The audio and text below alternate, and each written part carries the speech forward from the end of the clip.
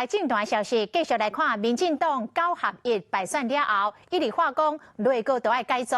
行政院长苏贞昌引用历史的典故来讲家己的心情，讲明朝末年的大官袁宗焕若是无死，清兵是要安怎入关呢？结果是引起着政坛热烈的讨论。国民党的解读，无非是暗暗咧口说蔡总统。苏院长今仔日出面来背回，伊讲伊的意思是。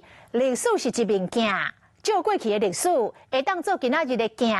苏院长是呼吁国人同胞，伫目前这个险恶的局势，大家都要团结对外，唔通去互使弄分化。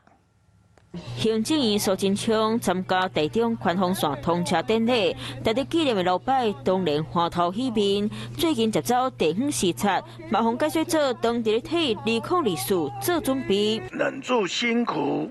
顶住责骂，让所有国人需要的建设都能够如期完成，痛苦会过去，美丽建设会留下来。败选了后，爱下看这方面，心情当然真歹。前一天佮用历史典故来讲心内话。袁崇焕不死，清兵怎么入关？甲所归，比如是袁宗焕，去在野党解说，刚刚是伫咧口说蔡总统。意思就是说。蔡英文是那个皇帝那个崇祯啊，清兵是指戴清德的清，还是指防止这个国民党再次取得执政权？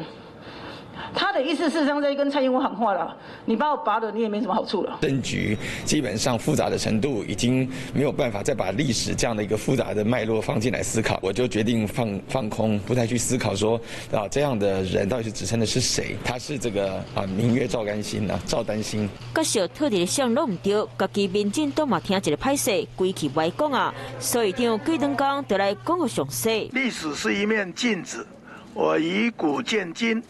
呼吁国人同胞，在当今局势险恶的时候，要大家一起团结对外，不要再中了分化离间计，而再次上当。内阁改造争议也伫咧风头顶，所以长这话嘛继续伫咧正大团。